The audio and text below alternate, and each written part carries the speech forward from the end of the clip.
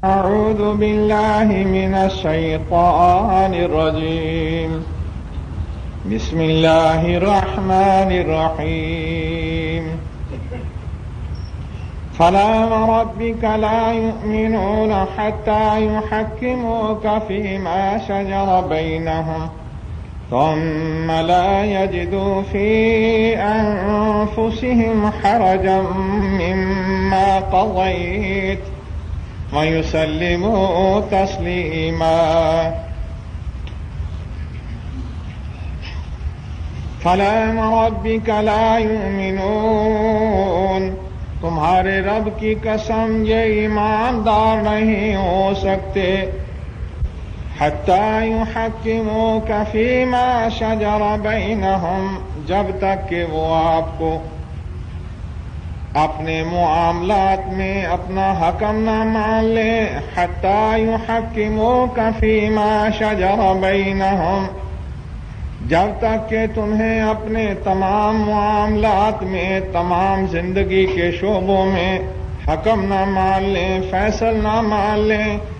ثم لا یجدوا فی انفسہم حرجا مما قضیت، پھر وہ اپنے دلوں میں تمہارے فیصلے کے بارے میں تنگی محسوس نہ کریں.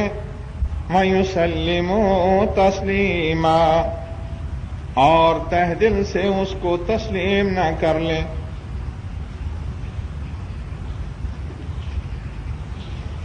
ساری تعریفوں کے لائق اللہ سبحانہ و تعالی ہے،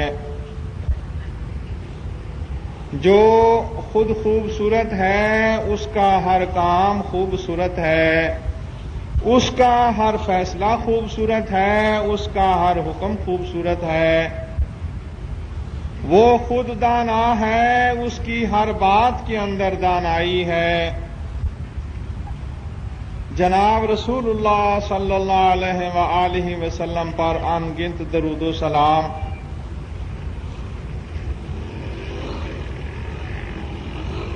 اللہ ذوالجلال والاکرام نے فرمایا کہ میرے رسول یہ اس وقت تک ایماندار نہیں ہو سکتے جب تک کہ آپ کو زندگی کے ہر معاملے کے اندر حکم اور فیصل نہ مان لیں، اور پھر جو تمہارا فیصلہ ہے وہ اس کو تہ دل سے مان نہ لیں، ان کا رواں رواں تسلیم نہ کر لے. اس وقت تک یہ ایماندار نہیں ہو سکتے.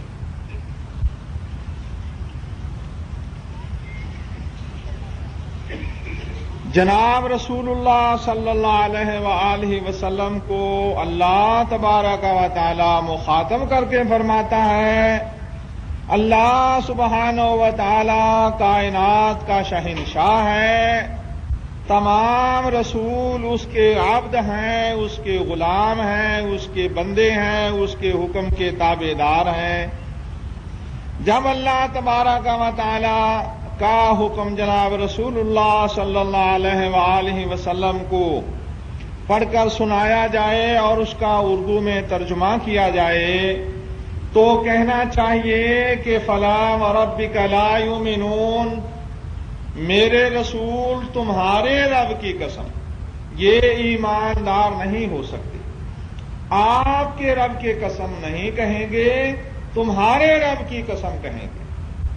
اردو زبان کے اندر آپ کا لفظ یا برابر کے شخص کے لیے ہے یا پھر اپنے سے بڑے کے لیے.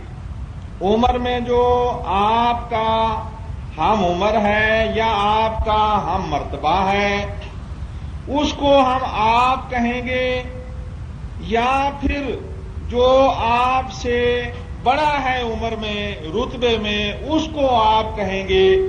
چھوٹے بچے کو، شاگرد کو جو رتبے میں کم ہے اس کو اگر کوئی شخص اس طور پہ کہ یہ بھی مسلمان ہے میں بھی مسلمان ہوں آپ کہہ سکتا ہے، لیکن اللہ تبارک و تعالیٰ کا فرمان جناب رسول اللہ صلی اللہ علیہ وسلم کی طرف اور اللہ تعالیٰ مخاطب فرمائے وہاں آپ نہیں کہنا چاہیے. کیوں؟ اس لیے کہ اللہ ذوالجلال والاکرام شہنشاہ ہے، کائنات کا مالک ہے، خالق ہے، ہر چیز کو رزق دینے والا ہے، ہر چیز کے بارے میں فیصلے فرمانے والا ہے، اور تمام مخلوق کی طرح اللہ تعالیٰ کے رسول بھی اس کے حکم کے بندے ہیں، اس کی مخلوق ہیں، اور جیسے وہ کہے وہ اس کے پابند ہیں۔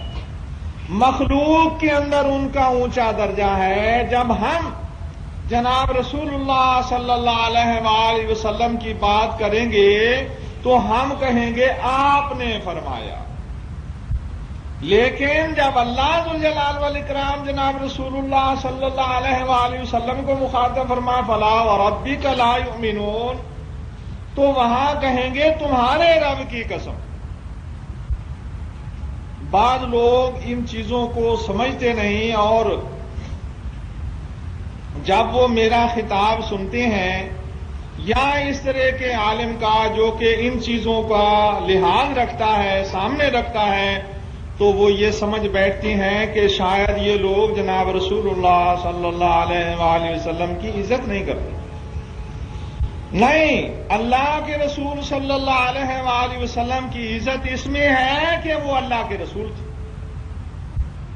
تمام رسولوں کی عزت اس لیے کہ وہ اللہ کے رسول تھے، اللہ کے نبی تھے، اللہ کے برگزیدہ بندے، اس لیے عزت کے مستحق ہیں۔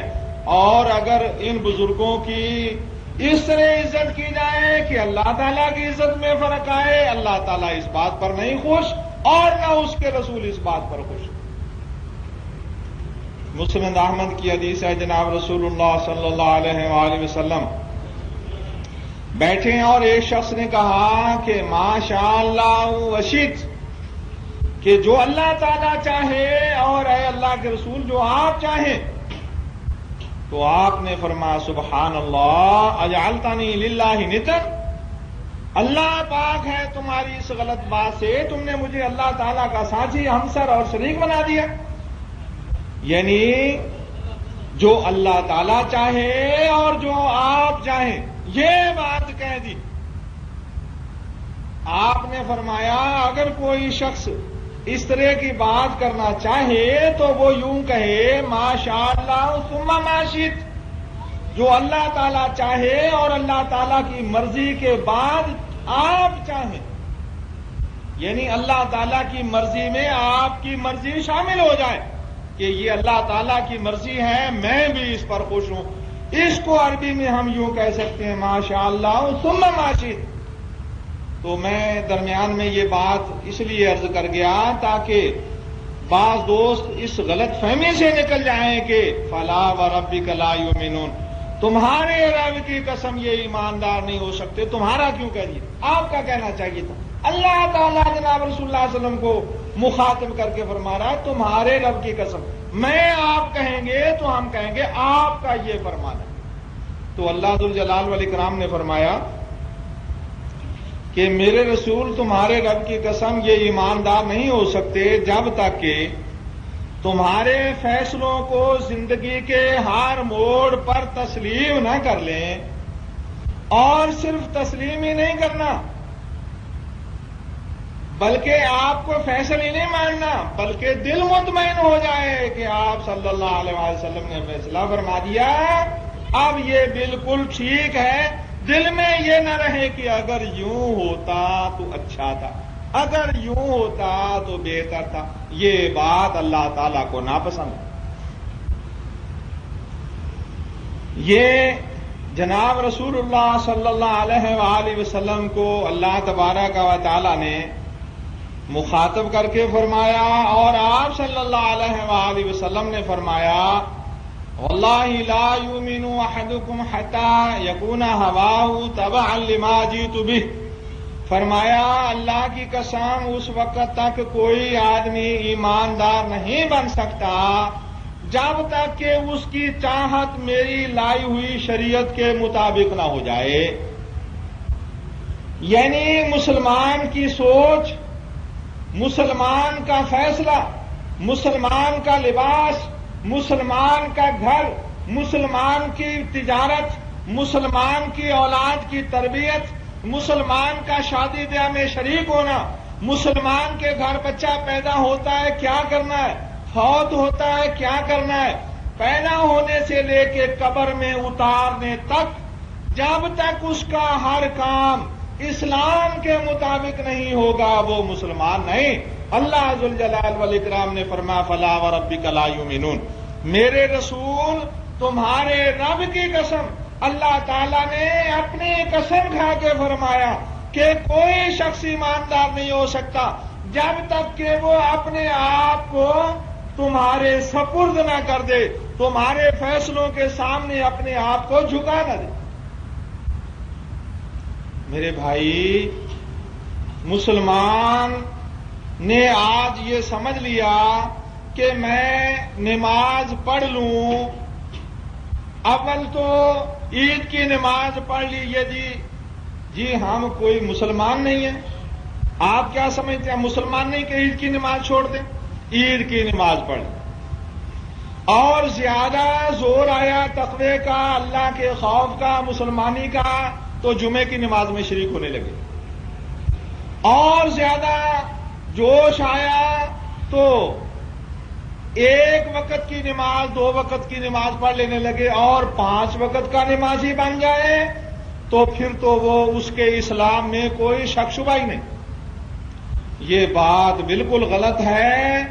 اس طرح مسلمانی بڑی آسان تھی، مشرکین مکہ کو کبھی اس پر اعتراض نہ ہوتا، یہ مسلمانی نہیں۔ مسلمانی یہ ہے فلا وربک لا یؤمنون حتی یحکموک فیما شجر بینہم، جو بھی درپیش آئے اس میں اللہ کے رسول صلی اللہ علیہ وآلہ وسلم کے فیصلے کو دیکھو۔ کیا زندگی میں لباس پہننا درپیش نہیں آتا؟ کیا حجامت بنانا درپیش نہیں آتا؟ کیا بات چیت درپیش نہیں آتی؟ کیا بیوپار کاروبار پیش نہیں آتا؟ بچے پیدا نہیں ہوتے، ان کو اسکول میں تعلیم نہیں دلائی جاتی، بازاروں میں نہیں جاتے، شادی بیاہ میں شریک نہیں ہوتے، پیدائش اور بچوں کا یا بڑوں کا مرنا گھروں میں نہیں ہوتا، وہ سمجھتا ہے کہ بس یہ کام کر کے مسلمان ہوگا۔ یہ بات نہیں۔ اللہ ذوالجلال والاکرام اس کی نفی فرماتا ہے۔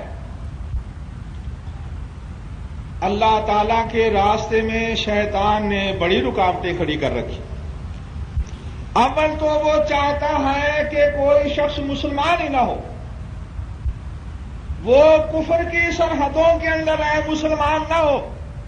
اول تو شیطان کی خواہش یہ ہوتی، اور اگر کوئی شخص مسلمان ہو ہی گیا تو اب شیطان یہ چاہتا ہے کہ اس کے ذہن کے اندر دینی احکام نہ آئے، بس اس کو اس پر خوش رکھو کہ تو اشہد ان لا الہ الا اللہ اشہد ان محمد رسول اللہ پڑھتا ہے، تو مسلمان کا بیٹا ہے، مسلمان کے گھر پیدا ہوا ہے، بس یہ تیرا مسلمان ہو جانا کافی ہے۔ وہ اس کو اسلام کے قریب نہیں آنے دیتا۔ اور اگر کوئی شخص پھر تھوڑا بہت دین سمجھنے لگا، کبھی دین کی طرف مائل ہونے لگا، تو اس کو گندے عقائد کے اندر مبتلا کر دیا۔ صوفیاء کے بارے میں وہ یہ سمجھنے لگا کہ یہ نفع نقصان کے مالک ہیں، یہ اللہ تعالیٰ کے مقرب بندے ہیں، اللہ تعالیٰ ان کی سفارش کو رد نہیں فرماتا۔ اور علماء کے بارے میں وہ یہ سمجھنے لگا کہ جو میرے امام ہیں، جس امام کا میں مقلد ہوں، ان سے غلطی نہیں ہو سکتی، جو ہماری فقہ کے اندر لکھا ہے وہ بالکل درست ہے۔ اس طرح اس کو دین سے دور رکھا، اس کو فقہ کے اندر الجھا دیا، اس کو قبروں پر لے گیا، گندے عقائد میں مبتلا کر دیا۔ اگر وہ دین سمجھنا چاہتا، اول تو وہ شخص دین سمجھتا ہی نہیں، وہ کہتا ہے کماؤ کماؤ کماؤ، اور کماتے کماتے مر جاؤ، اپنی اولاد کو بھی کمانے پر لگا دو، بیٹیوں کو بھی کمانے پر لگا دو، بیگم کو بھی کمانے پر لگا دو، اور خود بھی کماتے رہو۔ 18 گھنٹے کام کرنے کے اندر بھی وہ کہتا ہے کہ میرے کام ابھی پورے نہیں ہوتے، 18 گھنٹے مسلسل کام، اور وہ کہتا ہے ابھی میری پوری نہیں پڑتی، مجھے زیادہ محنت کرنی چاہیے۔ وہ اول تو یہ سمجھتا ہے، اور شیطان اس کو مسلمان ہونے کے بعد اس سے دور رکھتا ہے، اور اگر وہ دین کے علم کی طرف آتا ہے تو یا اس کو فقہ کی باتوں میں الجھا دیا یا اس کو قبروں کی طرف چلا دیا۔ دیکھو جی یہ تو اللہ کے پیارے ہیں، ان کے قریب آنا تو اللہ تعالیٰ کا قرب حاصل کرنا، اور اگر کوئی شخص وہاں سے چھوٹا اور تھوڑا بہت حدیث کی طرف آیا، کتاب و سنت کی تعلیم سمجھنے کی کوشش کی، تو پھر وہاں پہ اس کے سامنے یہ چیز آتی ہے کہ ان مسجدوں میں لڑائیاں، جھگڑے، فساد، وہ کہتے ہیں جی ہماری مسجدوں میں تو ایسا نہیں ہوتا، یہاں تو یہ کچھ ہوتا ہے، ہماری مسجدوں میں یہ نہیں ہوتا۔ یعنی اگر کوئی شخص آ ہی گیا تو ہدایت والی جگہوں میں یہ معاملہ، اس کے بعد شیطان کے کتنے داؤ فریب سے بچ کے کوئی سیدھے راستے پر آتا ہے۔ اللہ تعالیٰ فرماتا ہے اور وہ یہ سمجھ لیتا ہے کہ جی بس کاروبار کے بارے میں اسلام کا کوئی حکم نہیں، شادی بیاہ کے بارے میں اسلام کا کوئی حکم نہیں، میں جی کتاب و سنت کا ماننے والا ہوں، ہمارا عقیدے میں نہ شرک ہے نہ بدعت ہے، اور اس کے بعد اب ہم آزاد ہیں۔ اس کو شیطان نے یوں گمراہ کر دیا۔ اللہ ذوالجلال والاکرام فرماتا ہے کہ تمہاری زندگی کا کوئی کام اسلام کے خلاف نہیں ہونا چاہیے۔ وہ جی جو پہلا حکمران تھا وہ شراب بہت پیتا تھا، اور جو اس سے پہلے حکمران تھا وہ ڈکٹیٹر بڑا تھا، پبلک کے اوپر ظلم کرتا تھا، اور فلاں کے دور میں جی یہ چیز عروج پر تھی، اور آج تو جی ایسے صدر مملکت ہیں جو نماز پڑھتے، جو برائی کے قریب نہیں جاتے، متقی، پرہیزگار، مومن۔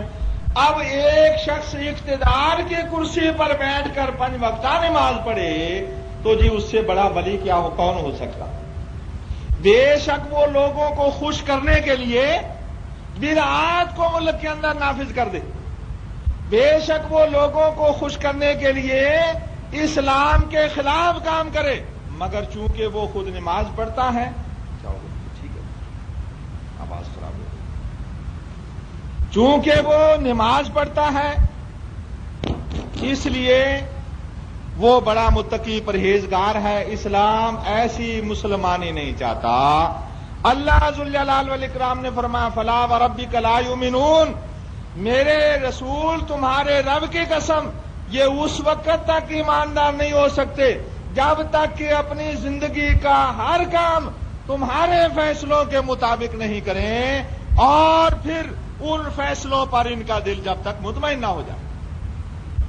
سبحان ربک رب العزت عما یصفون وسلام علی المرسلین والحمد للہ رب العالمین۔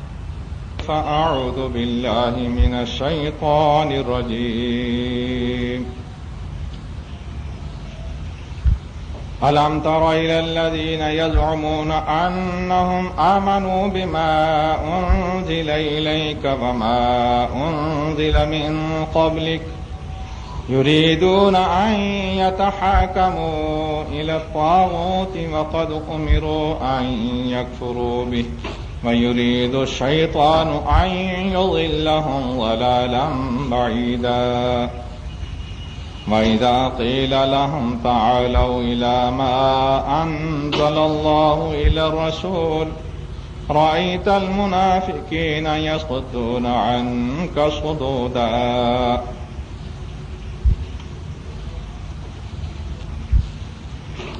اللہ ذوالجلال والاکرام نے فرمایا میرے رسول تم نے ان لوگوں کو نہیں دیکھا جو یہ سمجھ بیٹھے ہیں کہ ان کا اس شریعت پر ایمان ہے جو تمہاری طرف ہم نے بھیجی، اور پہلی شریعتوں پر بھی ان کا ایمان ہے، یعنی پہلے رسولوں کو بھی وہ مانتے ہیں۔ اس کے بعد ان کا کیا طرز عمل ہے؟ یریدون ان یتحاکموا الی الطاغوت، وہ طاغوت سے اپنے فیصلے کرواتے ہیں، طاغوت کے حکم پر چلتے ہیں، طاغوت کی شریعت پر چلتے ہیں۔ وَيُرِيدُ الشَّيْطَانُ أَن يُضِلَّهُمْ ضَلَالًا بَعِيدًا، اور شیطان ان کو سیدھی راہ سے بالکل دور لے جانا چاہتا ہے۔ اور جب ان سے یہ کہا جاتا ہے تَعَالَوْا إِلَىٰ مَا أُنزِلَ إِلَى الرَّسُولِ کہ تم اس شریعت کی طرف آ جاؤ جو اس طرف آ جاؤ جو اللہ کے رسول صلی اللہ علیہ وسلم پر نازل کیا گیا. رأیت المنافقین یصدون عنک صدودا، تو وہ میرے رسول تم دیکھتے ہو منافقوں کو کہ وہ آپ سے منہ موڑ لیتے. اللہ سبحانہ و تعالی نے ان لوگوں کو مومن نہیں فرمایا، منافق فرمایا. کن لوگوں کو؟ سمجھتے تو وہ یہ ہیں کہ ان کا اللہ تعالی پر یعنی اسلام پر، آپ صلی اللہ علیہ وسلم پر اور پہلے رسولوں پر ایمان ہے. یزعمون انہم آمنوا بما انزل الیک وما انزل من قبلک. اللہ تعالیٰ نے یہ مسلمانوں کی شان بیان کو فرمائی ہے، فرمایا ھدی للمتقین، یہ کتاب پرہیزگاروں کے لیے ہدایت ہے. اور ان کی نشانیوں میں ایک یہ فرمائی الذین والذین یؤمنون بما انزل الیک وما انزل من قبلک، کہ منافقوں کی متقی لوگوں کی ایک صفت، خاص وصف، نشانی یہ بھی ہے کہ وہ اس شریعت پر بھی ایمان لاتے ہیں، پہلی شریعتوں پر بھی ایمان لاتے ہیں. اس شریعت پر تفصیلی ایمان، پہلی شریعتوں پر اجمالی ایمان. اس شریعت کی ایک ایک بات پر ایمان، پہلی شریعتوں کے بارے میں یہ ایمان کہ اللہ تعالیٰ کی کتاب انجیل بھی سچی کتاب تھی. اللہ تعالیٰ نے یہ بھی اتاری تھی، تورات بھی اللہ تعالیٰ نے اتاری تھی، زبور بھی اتاری تھی. اللہ تعالیٰ نے حضرت ابراہیم صاحب پر بھی صحیفے اتارے تھے. یعنی پہلی کتابوں پر یہ ایمان اور اس کتاب پر تفصیلی ایمان. یہ اللہ تعالیٰ نے متقی لوگوں کی نشانی بتائی. اللہ تعالیٰ نے یہاں سورہ نساء میں فرمایا تم نے ان لوگوں کو نہیں دیکھا الذین یزعمون، جو دل میں یہ خیال لیے بیٹھے ہیں انہم آمنوا، کہ وہ ایمان لائے بما انزل الیک وما انزل من قبلک، کہ وہ اس پر بھی ان کا ایمان ہے جو آپ پر نازل ہوا اور اس پر بھی ایمان ہے جو آپ سے پہلے پر نازل ہوا رسولوں پر. یعنی یہ ان کا عقیدہ ہے، خیال ہے، لیکن عمل کیا ہے؟ یریدون ان یتحاکموا الی الطاغوت، اپنے فیصلے طاغوت کے پاس لے جانا چاہتے ہیں. طاغوت کس کو کہتے ہیں؟ اللہ تعالیٰ کا حکم کچھ ہے اور اس کے حکم کے خلاف کسی دوسری ہستی کا حکم ہے، وہ طاغوت ہے. اللہ ذوالجلال والاکرام نے کیا فرمایا اللہ ولی الذین آمنوا یخرجهم من الظلمات الی النور. اللہ تعالیٰ مومن لوگوں کا دوست ہے، وہ ان کو گمراہی سے نکال کے ہدایت کی طرف لاتا ہے. والذین کفروا، اور جو لوگ کافر ہیں، اولیاؤہم الطاغوت، ان کے دوست طاغوت ہیں. ان کا دوست اللہ تعالیٰ نہیں، ان کے دوست طاغوت ہیں. اور وہ یخرجونہم من النور الی الظلمات، ان کو ہدایت سے ہٹا کر گمراہی کی طرف لے جاتے ہیں. اس کو طاغوت کہتے ہیں. قرآن پاک نے فیصلہ کر دیا. اللہ سبحانہ و تعالیٰ نے فرمایا کہ کہتے تو یہ ہے کہ ان کا اس شریعت پر ایمان ہے، پہلی شریعتوں پر ایمان ہے، آپ پر ایمان، تمہارے اوپر ایمان ہے، تم سے پہلے تمام رسولوں پر ایمان ہے، لیکن عمل کیا ہے؟ یریدون ان یتحاکموا الی الطاغوت. آپ کی اتری ہوئی شریعت پر ان کا ایمان نہیں، بلکہ یعنی عمل نہیں، بلکہ طاغوت کے پاس فیصلے لے کر جاتے ہیں. فیصلہ طاغوت کے پاس کس طرح لے کے گئے؟ کہہ تو دیا اشہد ان لا الہ الا اللہ اشہد ان محمد عبدہ ورسولہ، یہ پڑھتے ہیں، یہ دعویٰ کرتے ہیں، لیکن شادی بیاہ شیطان کے مطابق، کاروبار شیطان کے کہنے کے مطابق، حکومت کرنا شیطان کے طریقے کے مطابق، لوگوں کو خوش رکھنا شیطان کے طریقے کے مطابق. اللہ کے رسول صلی اللہ علیہ وسلم نے فرمایا، حضرت عائشہ رضی اللہ عنہا روایت فرماتی ہیں، ترمذی شریف کی حدیث ہے، من التمس رضا اللہ بسخط الناس کفاہ اللہ مؤونۃ الناس. جو شخص اللہ ذوالجلال والاکرام کو راضی کر کے اوروں کو ناراض کر لیتا ہے، اللہ تعالیٰ کو راضی کر لیتا ہے، وہ اوروں کو ناراض کرتا ہے. کفاہ اللہ مؤونۃ الناس، اللہ ذوالجلال والاکرام اسے لوگوں کی تکلیف سے بچا لے گا. اور اگر کوئی شخص لوگوں کو راضی کر لیتا ہے، اللہ تعالیٰ کو ناراض کر لیتا ہے، وکلہ اللہ الی الناس، اللہ تعالیٰ اسے لوگوں کے سپرد کر دیتا ہے. حکومت کرنی چاہیے اسلام کے مطابق، اللہ تعالیٰ کے حکم کو نافذ کرنا چاہیے، اور اگر اتنی توفیق نہیں ہے کہ اللہ تعالیٰ کا حکم نافذ نہیں کر سکے تو کم از کم شیطانی قانون تو نافذ نہ کرو۔ سرکاری سطح کے اوپر میلاد کا دن منایا جانا کیوں؟ اکثریت ان لوگوں کی ہے جو اس عقیدے کے، اور مجھے ووٹ ملیں گے، لوگ میری طرفداری کریں گے، میرا اقتدار پختہ رہے گا، میں آمر نہیں گنا جاؤں گا، میں منتخب کیا ہوا صدر گنا جاؤں گا۔ اس نیت کے ساتھ میلاد کروانا شروع کر دیا۔ عمل کیا ہے کہ جی فلاں شخص زانی تھا، فلاں شخص بھی بڑا زانی تھا، فلاں حکمران ایسا تھا، فلاں ایسا تھا، اور یہ حکمران ایسا کہ نماز پڑھتا ہے۔ میں جی جب یہ فلاں رینک کے تھے، ان کے ساتھ میں نے ایک رات گزاری ان کے کمرے میں، تو میری آنکھ کھلی تو یہ تہجد پڑھ رہے تھے۔ میں نے کہا بے شک اس کی داڑھی مونچھ منڈی ہوئی ہے، مونچھیں بڑی ہوئی ہیں، داڑھی منڈی ہوئی ہے، لیکن ہے تو یہ نرا ملا۔ یہ چیزیں لوگوں میں پھیلا کے لوگوں سے بس اتنا مسلمانی کا بات یعنی قصہ کہلا لیا کہ یہ مسلمان ہے، یہ بڑا متقی مومن پرہیزگار ہے، اور ملک کے اندر خلاف اسلام ہی نہیں بلکہ اللہ ذوالجلال والاکرام جن پر شرک کا فتویٰ لگاتا، اللہ تعالیٰ جسے شرک فرماتا ہے، اللہ تعالیٰ نے فرمایا ام لہم شرکاء شرعوا لہم من الدین ما لم یأذن بہ اللہ، کیا انہوں نے اللہ تعالیٰ کو چھوڑ کر ایسوں کو اپنا رب بنا لیا ہے جنہوں نے ان کے لیے اللہ تعالیٰ کے قانون کے خلاف قانون بنایا؟ اگر ایک شخص مثال کے طور پہ میلاد کرتا ہے لیکن کہتا ہے یہ گناہ ہے، میلاد کرتا ہے مگر وہ کہتا ہے یہ گناہ ہے، تو وہ ایسے ہی گناہ گار ہے جیسے شرابی گناہ گار ہے۔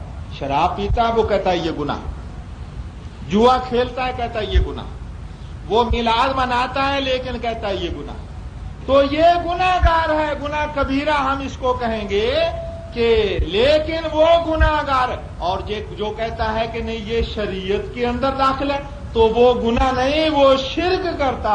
کیوں؟ اس لیے کہ اللہ تعالیٰ کے قانون کے مقابلے میں ایک نیا قانون بنا کر کھڑا کر دیا، یہ شرک ہے۔ اللہ ذوالجلال والاکرام نے فرمایا اتخذوا احبارهم ورهبانهم اربابا من دون اللہ، عیسائیوں یہودیوں نے اپنے مولویوں اور اپنے صوفیوں کو رب بنا لیا۔ حضرت علی بن حاتم رضی اللہ تعالیٰ عنہ، جن کے باپ کا حاتم تائی کا نام حاتم اس کا لقب پڑ گیا تھا، نام تھا عبداللہ بن سعد بن حشرج، نام کچھ اور تھا اور حاتم نام پڑ گیا، وہ مشرک مرا، حاتم مشرک مرا، اور اس کا بیٹا حضرت علی رضی اللہ تعالیٰ عنہ بڑے پکے سچے مومن مرے۔ اللہ کے رسول صلی اللہ علیہ وآلہ وسلم کے پاس آئے تو آپ یہ آیت پڑھ رہے ہیں اتخذوا احبارهم ورهبانهم اربابا من دون اللہ، تو حضرت علی رضی اللہ تعالیٰ عنہ جو ابھی عیسائی ہیں، گلے میں سونے کی سلیب ہے، کہنے لگے یا رسول اللہ، آپ کا نام لیا، آپ کو ابھی رسول تو اس نے مانا نہیں تھا کہ ہم نے ان کو رب نہیں بنایا تھا۔ آپ صلی اللہ علیہ وآلہ وسلم نے فرمایا جی میں تیرے دین کو تجھ سے زیادہ سمجھتا ہوں، فرمایا تیرے دین کے اندر یہ چیز ہے اور تو یہ کرتا ہے، تیرے دین کے اندر یہ چیز ہے اور تو یہ کرتا ہے۔ حضرت علی رضی اللہ تعالیٰ عنہ کہتے ہیں میرے دل میں اسی وقت یہ یقین آ گیا کہ یہ نبی ہے۔ پہلے میں یہ سمجھ کر آیا تھا کہ وہ بادشاہ ہے، لیکن جب ہم آ رہے ہیں راستے میں ایک بڑھیا عورت نے آپ کو کھڑا کر لیا، دیر تک کھڑے کیے رکھے، میں نے کہا یہ بادشاہ نہیں، یہ کوئی مذہبی آدمی ہے، بہرحال یہ بادشاہ نہیں ہے، اس کا مزاج ایسا کہ بڑھیا نے کھڑا کر لیا کھڑا ہوگا، اور یہ اسلامی حکومت کی برکتیں ہوتی ہیں۔ اب تو بڑے لوگ بڑے لوگوں کی بات مانتے ہیں. حکمران کے پاس آپ جائیں تو آپ کی بات نہیں سنی جائے گی. کوئی بڑی سفارش لے کے جائیں تو پھر سنی جائے گی. بڑے کسی آدمی کی چوری ہو جائے یا جرم ہو جائے تو وہ تو یعنی انصاف حاصل کر سکتا ہے. غریب آدمی کے لیے انصاف بڑا مشکل. لیکن اسلامی حکومت میں حضرت عمرو بن عاص رضی اللہ تعالیٰ عنہ وہاں مصر میں گورنر ہیں. ایک بڑھیا عورت کی مرغیاں چوری ہو گئی. عورت بھی بڑھیا اور چوری بھی کیا مال ہوا؟ مرغیاں. اور زیادہ سے زیادہ 4-6 ہوئی. اور کتنی مالیت ہوگی؟ زیادہ سے زیادہ گھروں میں اتنی مرغیاں لوگ رکھ لیتے ہیں. آپ جیسا یعنی ہمارے وقت جیسا تو نہیں تھا کہ پورے مرغیوں کے فارم. یہ تو آج یہ چیز ہوئی ہے. پہلے تو اس قدر لوگ مرغیاں نہیں رکھتے تھے. حضرت عمرو بن عاص رضی اللہ تعالیٰ عنہ بذات خود اس بڑھیا کے گھر گئے. اس گلی میں گئے, محلے وقوع دیکھا کس طرف سے چور آئے ہوں گے. یہ اسلامی حکومت کی برکت ہے. اللہ تعالیٰ ہمیں اسلامی حکومت دکھائے. اور آج تو ایسے حکمران ہیں دھوکے باز, زبردست دھوکے باز کہ آئندہ کوئی اگر اسلام کا نام لینا تو کہیں گے جی فلاں شخص جیسا اسلام لاؤ گے. کہ نام اسلام کا لیتے تھے اور ہوتا سب کچھ تھا. میں یہ عرض کر رہا تھا کہ حضرت عدی بن حاتم رضی اللہ عنہ نے کہا کہ یہ بادشاہ تو نہیں. اور جب جناب رسول اللہ صلی اللہ علیہ وسلم نے فرمایا علی میں تیرے دین کو تجھ سے زیادہ سمجھتا ہوں, اور اس کے دین کی چھپی ہوئی باتیں جو علماء ہی جانتے تھے وہ باتیں بتائیں, تو حضرت علی رضی اللہ عنہ کہنے لگے میرے دل میں آ گیا کہ یہ واقعی اللہ کا نبی ہے. اللہ کے رسول صلی اللہ علیہ وسلم نے فرمایا تم یہ کہتے ہو ہم نے اپنے مولویوں اور صوفیوں کو رب نہیں بنایا تھا. فرمایا کیا ایسا نہیں تھا کہ اگر تمہارا مولوی حلال کو حرام کہتے ہو ہم نے اپنے مولویوں اور صوفیوں کو رب نہیں بنایا تھا.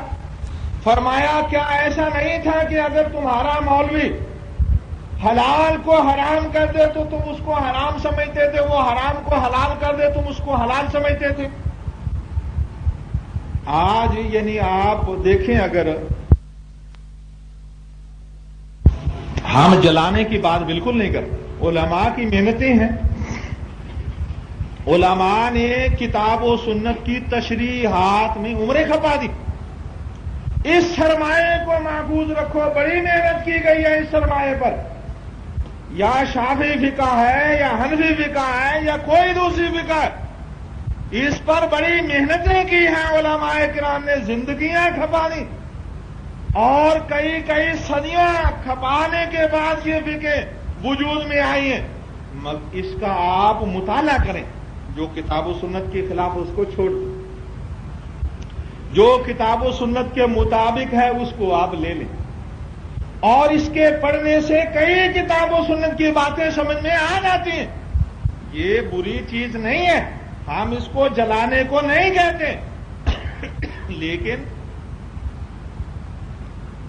حدیث پاک کے ہوتے ہوئے فقہ کو لینا یا صحیح حدیث کو چھوڑ کر کمزور حدیث کو لے لینا یہ اسلام ہے. اور یہ علماء کرام جانتے ہیں. عوام تو بیچارے اس بات کو نہیں جانتے کہ کون سی حدیث صحیح اور کون سی ضعیف ہے. یہ علماء کرام کا کام ہے کہ وہ لوگوں کو صحیح بتائیں اور وہ اپنا دھڑا نبھا رہے ہیں. وہ لوگوں کو صحیح بتاتے نہیں. کہتے کیا ہے کہ قرآن پاک کے بعد سب سے زیادہ صحیح حدیث وہ ہے جو بخاری مسلم میں ہو. کہتے یہ آپ مالکی کے پاس چلے جائیں, شافعی کے پاس چلے جائیں, حنبلی تو خیر اہل حدیث ہی ہیں, یا آپ حنفی کے پاس چلے جائیں, وہ یہی کہے گا قرآن پاک کے بعد سب سے زیادہ حدیث صحیح وہ ہے جو بخاری مسلم دونوں میں ہے. اور جب پیش کی جائے جی بخاری مسلم میں تو یہ ٹھیک ہے جی مگر میرے امام نے یہ حدیث نہیں دی. یہ بات ٹھیک ہے مگر میرے امام, یہ بات غلط ہے. امام احمد بن حنبل رحمت اللہ علیہ فرمانے لگے میں نے قرآن پاک پڑھا 33 جگہ اللہ ذوالجلال والاکرام نے اپنے بندوں کو حکم دیا ہے کہ میرے رسول کی پیروی کرو. 33 جگہ اللہ تعالیٰ نے حکم دیا. اور پھر حضرت امام احمد بن حنبل رحمت اللہ علیہ نے یاد پڑھی فَلْيَحْذَرِ الَّذِينَ يُخَالِفُونَ عَنْ أَمْرِهِ أَنْ تُصِيبَهُمْ فِتْنَةٌ. جو لوگ میرے پیغمبر کی مخالفت کرتے ہیں وہ ڈرے کہ ان پر فتنہ نہ آ جائے. اور فتنہ کیا؟ امام احمد بن حنبل رحمۃ اللہ علیہ نے خود فرمایا والفتنہ اکبر من القتل، فتنہ قتل کرنے سے زیادہ سنگین جرم ہے. وہاں مراد کیا؟ کفر. یعنی فتنہ سے مراد کفر. یعنی وہ کہتے تھے کہ بیت اللہ کے اندر لڑنا، مسجد حرام کے اندر لڑنا، اللہ تعالیٰ نے فرمایا یہاں لڑنا برا ہے، مسلمان کسی کو قتل کرنا برا ہے، لیکن کفر قتل کرنے سے بڑا گناہ ہے. اللہ تعالیٰ نے اس وقت فرمایا والفتنۃ اکبر من القتل. یعنی امام احمد بن حنبل رحمۃ اللہ علیہ نے فرمایا کہ جو اللہ تعالیٰ نے فرمایا نا کہ جو میرے رسول کی مخالفت کرتے ہیں وہ اس بات سے ڈرے کہ ان پر فتنہ نہ آ جائے، یعنی وہ کافر نہ ہو جائیں. اور اللہ تعالیٰ نے فرمایا فلا وربک لا یؤمنون، میرے رسول تمہارے رب کی قسم یہ ایماندار نہیں ہو سکتے. اور اللہ تعالیٰ نے دوسری جگہ فرمایا جب ان سے کہا جاتا تعالوا الی ما انزل الی الرسول رأیت المنافقین یصدون عنک صدودا، جب ان سے کہا جاتا ہے حدیث کی طرف آ جاؤ تو منافق منہ موڑ لیتے ہیں. یعنی حدیث سے منہ موڑنے والا منافق ہے. اللہ ذوالجلال والاکرام نے فیصلہ فرما دیا. اور اللہ تعالیٰ نے یہ فرمایا کہ وہ ایماندار نہیں جب تک کہ آپ کے فیصلوں کے پابند نہ ہو جائے. حضرت عبداللہ بن عباس رضی اللہ تعالیٰ عنہ فرمانے لگے مجھے ڈر لگتا ہے، اپنے وقت کے لوگوں کو کہتے ہیں مجھے ڈر لگتا ہے تمہارے اوپر آسمان سے پتھر نہ برسنے لگیں. میں کہتا ہوں قال رسول اللہ اور تم کہتے ہو قال ابو بکر قال عمر. میں تمہارے سامنے حدیث پیش کرتا ہوں اور تم حضرت ابو بکر کی بات پیش کرتے ہو، حضرت عمر کی بات پیش کرتے ہو. مجھے ڈر لگتا ہے تمہارے اوپر آسمان سے پتھر نہ برسنے لگے. یعنی اللہ ذوالجلال والاکرام کا حکم ہوتے ہوئے کسی دوسری طرف دیکھنا اللہ تعالیٰ کو یہ بات پسند نہیں. اللہ کے رسول صلی اللہ علیہ وآلہ وسلم نے اپنی زندگی کے 23 برس گزارے اور یہ بات نہیں کہ آپ نے شروع میں کچھ بتایا ہو اور آخر میں کچھ بتایا ہو. جو کچھ آپ نے شروع میں بتایا کہ اللہ ایک ہے، عبادت کے لائق وہی ہے اور اس کے قانون کو ماننا اس کی عبادت ہے، یہی آپ نے پہلے دن فرمایا جب آپ رسول ہوئے، آپ پر وحی آئی، اور یہی آپ نے مرنے سے ایک دن پہلے فرمایا.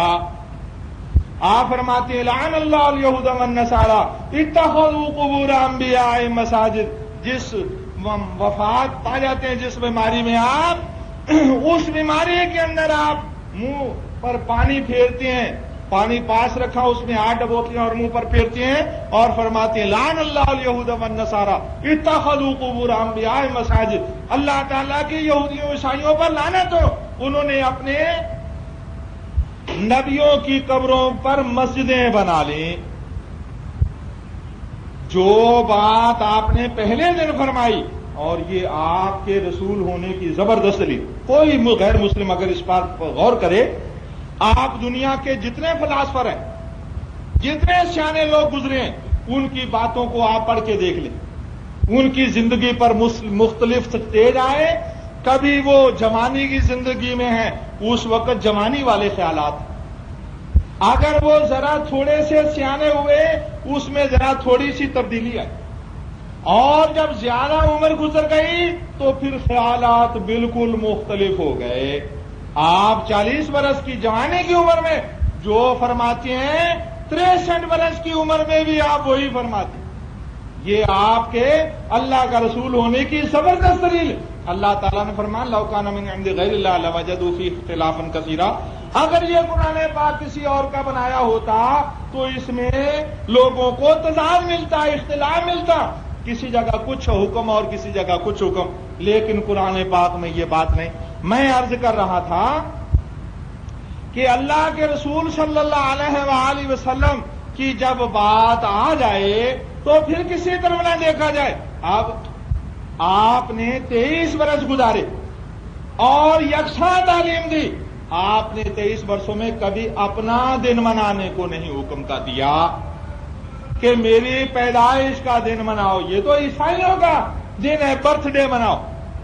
مسلمانوں میں ایسے لوگ ہیں قربانی تو کرتے نہیں جی، حالات کچھ کاروبار کے جی مندہ بڑا ہے، اور جب برتھ ڈے آتا ہے تو ایک دن ایک بچے کا برتھ ڈے، اپنا برتھ ڈے، بیگم کا برتھ ڈے یہ مناتے.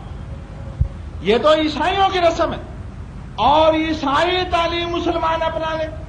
جناب رسول اللہ صلی اللہ علیہ وسلم کا برتھ ڈے منائیں، میلاد آپ کا منائیں، آپ کا پیدائش کا دن منائیں. اللہ ذوالجلال والاکرام اس پر خوش نہیں، اس پر ناراض ہے. جناب رسول اللہ صلی اللہ علیہ وآلہ وسلم نے فرمایا، بخاری مسلم کی حدیث، فرمایا من احدث فی امرنا ھذا ما لیس منہ فہو رد. جو شخص ہمارے دین کے اندر بڑھوتری کرتا ہے، فرمایا وہ مردود ہے، اس کی بڑھوتری مردود ہے. اسلام کے اندر وہ جی بڑے بڑے علماء کا فتویٰ ہے، آپ کہتی ہیں کہ یہ منایا نہیں جا سکتا. بڑے بڑے علماء کا فتویٰ ہے. کن علماء کا؟ جو ان کی مرضی کے علماء. صرف ایک مکتب فکر کے علماء نہیں، ساری دنیا کے مسلمان علماء مل کر اللہ کے رسول صلی اللہ علیہ وآلہ وسلم کی لائی ہوئی شریعت کے اندر شمع برابر تبدیلی نہیں کر سکتے. آپ ایک مکتب فکر کے علماء، وہ جی ان کی تو شادیاں ہوں، شادیوں پر تو خوشی کی جائے، ان کے بچوں کے برتھ ڈے ہوں تو کی جائے. نام لے کے کہتے ہیں لے حدیثوں کے ہاں یہ ہو تو پھر تو یہ ہو، اور اللہ کے رسول صلی اللہ علیہ وسلم کا دن ہو پھر نہ ہو. ہم کہتے ہیں کہ اہل حدیث بھی غلط کام کرتا ہے تو وہ غلط ہے، اہل حدیث کے کرنے سے جائز نہیں ہو جاتا. لیکن اور یہ اگر دین سمجھ کر کرتے ہیں تو یہ شرک کرتے ہیں، اللہ تعالیٰ کی لائی ہوئی بھیجی ہوئی شریعت کے اندر اضافہ کرتے ہیں. اللہ ذوالجلال والاکرام اس بات پر سخت ناراض ہے. جناب رسول اللہ صلی اللہ علیہ وآلہ وسلم تو عبادت کے اوپر فرما دیتے، جو عبادت آپ کے طریقے میں نہیں اس عبادت کے اوپر آپ نے فرما دیا. آپ مکہ المکرمہ فتح کرنے جا رہے ہیں، سن 8 ہجری کی بات ہے. 2 برس بعد جناب رسول اللہ صلی اللہ علیہ وآلہ وسلم وفات پا جاتے ہیں. اس وقت جناب رسول اللہ صلی اللہ علیہ وسلم جب جا رہے ہیں تو رمضان کا مہینہ ہے، صحابہ نے روزے رکھے ہوئے ہیں، آپ صلی اللہ علیہ وسلم نے بھی روزہ رکھا ہوا ہے. اور جب مکہ قریب آ گیا، یعنی آج شام کو پہنچ جائیں گے، قریب ہے پہنچنے کے لیے، مدت تھوڑی ہے، تو آپ نے پانی منگوایا، اور پانی منگوا کے اونٹنی پر بیٹھے ہوئے، اونچے بیٹھے ہوئے، پانی سب لوگ دیکھ رہے ہیں. اور آپ نے کیوں؟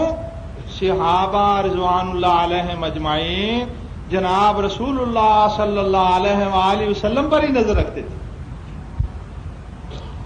آپ بالکل آنکھوں میں آنکھیں ڈال کے نہیں دیکھنے کی ہمت ہوتی تھی. اتنی عظمت اور اتنا اجلال احترام تھا آپ کا، اور روب دبدبا تھا آپ کا. یعنی نعوذ باللہ آپ کسی کو مارتے نہیں تھے. اگر ایک دفعہ تھوڑا سا کیا، جب آپ بدر کے دن صفیں سیدھی کروا رہے ہیں تو ایک صحابی ذرا تھوڑا آگے نکلا ہوا ہے، پیٹ ہے اس کا بڑا اور وہ آگے نکلا ہوا ہے. آپ صلی اللہ علیہ وسلم نے یوں چھڑی لگائی، فرمایا استوی، سیدھا ہو جا. تو کہتا ہے یا رسول اللہ قد عزیت، آپ نے اللہ تعالیٰ نے آپ کو عدل اور انصاف دے کر بھیجا، آپ نے مجھے رنج پہنچا، تکلیف دی ہے، مجھے چوٹ لگی ہے، تکلیف ہوئی ہے مجھے. عقیدنی، مجھے آپ بدلہ دیں اس کا. پہلے کہتا ہے اللہ تعالیٰ نے آپ کو عدل انصاف دے کر بھیجا ہے، مجھے بدلہ دے، مجھے تکلیف ہوئی ہے. آپ صلی اللہ علیہ وسلم نے فرمایا تعال استقد، آؤ بدلہ لے لو. اور جب وہ شخص قریب آتا ہے تو آپ کے پیٹ کے اوپر سے کپڑا ہٹا کے پیار کرتا ہے اور آپ کو لپٹ جاتا ہے. آپ نے فرمایا کہ یہ تم نے کیا کیا؟ تم نے مجھے کہا کہ مجھے بدلہ دو. کہنے لگا یا رسول اللہ اب میں نے شہید ہو جانا تھا، لڑائی ہو رہی ہے، اب لڑائی ہونے والی ہے، میں نے شہید ہو جانا تھا، میں نے کہا شہادت سے پہلے ذرا آپ کے گلے مل لو، آپ کے بدن کے ساتھ میرا بدن لگ جائے، بدن کو ٹھنڈک پہنچانے کے لیے میں نے ایسا کیا۔ یعنی صحابہ رضوان اللہ علیہم اجمعین وہ جناب رسول اللہ صلی اللہ علیہ وسلم کے ساتھ یہ محبت رکھتے ہیں، اتنا احترام ہے، اور آپ نے کبھی کسی کو رنج بھی نہیں پہنچایا۔ تھوڑی سی بات ہوئی تو صحابی نے صرف اس بات کا سہارا لینے کے لیے کہ میں آپ سے گلے مل لوں، ویسے کوئی بہانہ نہیں بنتا ہے، اس بہانے گلے ملا، ورنہ رسول اللہ صلی اللہ علیہ وسلم کا بڑا روب دبدبا تھا، آپ کو ہر وقت دیکھتے رہتے تھے، آنکھوں میں آنکھیں ڈال کر دیکھنے کی ہمت نہیں تھی۔ اور جب آپ صلی اللہ علیہ وسلم پانی پیتے ہیں، کچھ لوگوں کے بارے میں آپ کو پتا چلا کہ انہوں نے روزہ نہیں چھوڑا، آپ نے فرمایا یہ میرے نافرمان ہیں۔ آپ کی بات کی مخالفت آپ کو عبادت میں پسند نہیں، اللہ تعالیٰ کو عبادت میں پسند نہیں۔ وہ جو لوگ دن مناتے ہیں آپ کا پیدائش کا دن، اور وہ یہ سمجھ کے کہ اللہ تعالیٰ پر خوش ہو جائے گا، اللہ کے رسول صلی اللہ علیہ وسلم روزہ نہ چھوڑنے والوں پر ناراض ہو رہے ہیں کہ یہ میرے نافرمان ہیں، انہوں نے روزہ نہیں چھوڑا، تو بھلا ان لوگوں پر اللہ کے رسول صلی اللہ علیہ وسلم خوش ہوں گے؟ ہم ان کی نیت پر حملہ نہیں کرتے، یہ اللہ کے رسول صلی اللہ علیہ وسلم سے محبت کے طور پر کرتے، ان کو اللہ کے رسول صلی اللہ علیہ وسلم سے محبت ہے، ان کے دلوں میں محبت ہے، مگر ہم کہتے ہیں یہ محبت خلاف اسلام ہے۔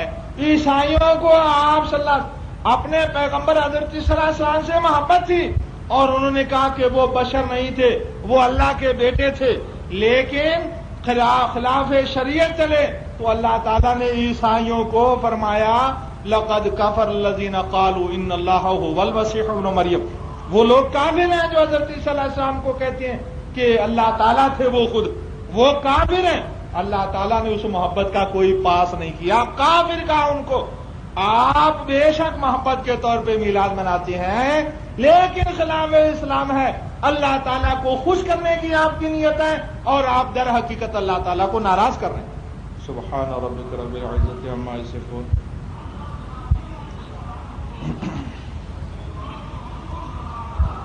یہ جگہ تو دور ہے، مگر دوست کہتی ہیں کہ جو وہاں سے لوگ آتے ہیں ان کو پتہ چل جائے گا۔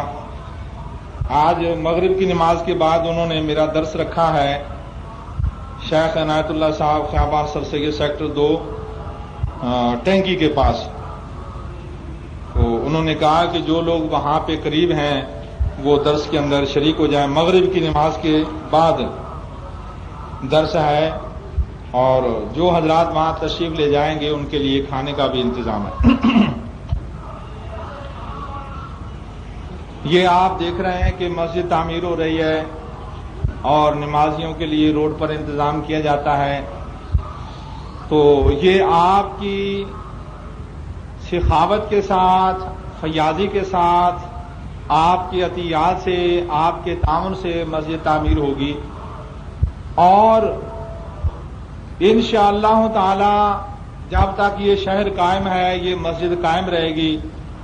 یہاں مسجد گولیوں والی، شاہی مسجد ایک گولیوں والی ہے، اس کے اوپر جو بنانے کا سن لکھا ہوا ہے اس سے پتہ چلتا ہے وہ 400 سال پہلے مسجد تعمیر ہوئی ہے۔ یہ مسجد 1000 برس چلے گی انشاءاللہ تعالی۔ اب اس میں سریے کی ضرورت ہے، سیمنٹ کی ضرورت ہے، بجری کی ضرورت ہے، اینٹوں کی ضرورت ہے، اور لیبر کو پیسے دینے کی ضرورت ہے، تو اس میں آپ بھرپور حصہ لیں، اور جو دنیا پر آیا ہے وہ جائے گا اور ساتھ کچھ نہیں لے کر جائے گا۔ جو اللہ تعالیٰ نے آپ کو دیا ہے آپ یہیں پر پھینک کے جائیں گے، آپ کے ساتھ کچھ نہیں جانے دیا جائے گا۔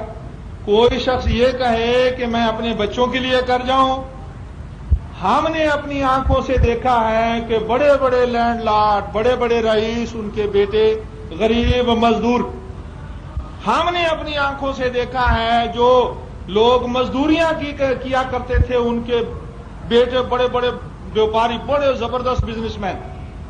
تو یہ اللہ تعالیٰ کی دین ہے۔ کوئی شخص کہے کہ میرے دیے ہوئے سے میرے بیٹے پاؤں پر کھڑے ہوں گے، میرے رب نے اس کے بیٹے کو بارے میں کیا فیصلہ کیا یہ اللہ تعالیٰ ہی جانتا ہے۔ اس لیے آپ اپنی زندگی سے موقع فائدہ اٹھائیے۔ اللہ کے رسول صلی اللہ علیہ وسلم نے فرمایا ہے کہ تندرستی میں فائدہ اٹھاؤ، بیماری کا وقت آ جائے اور پھر کچھ نہ کر سکو، پچھتاؤ گے اس تندرستی پر۔ پیسے اللہ تعالیٰ نے دیے ہیں، بعد میں فقیری آ جائے، پچھتاؤ گے کہ اس وقت میرے پاس پیسے تھے، نہ دیے میں نے۔ اور بڑھاپے کے وقت آنے سے پہلے جوانی سے فائدہ اٹھاؤ، موت کے آنے سے پہلے زندگی سے فائدہ اٹھاؤ۔ اللہ کے رسول صلی اللہ علیہ وسلم نے فرمایا 5 باتوں سے پہلے 5 باتوں کا فائدہ اٹھاؤ۔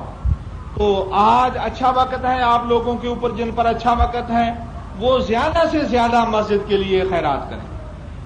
اللہم انصر الاسلام والمسلمین، اللہم اعز الاسلام والمسلمین واذل الشرک والمشرکین ودمر اعداء الدین، اللہم اجعل کلمۃ الاسلام ہی العلیٰ واجعل کلمۃ الکفر ہی السفلی، اللہم اشف مرضانا ومرضى المسلمین، اذهب الباس رب الناس واشف انت الشافی لا شفاء الا شفاؤک شفاء لا یغادر سقما، اللهم اقض حاجاتنا حاجات الدنيا والآخرة هي لك رضا، سبحان ربك رب العزة عما يصفون وسلام على المرسلين والحمد لله رب العالمين۔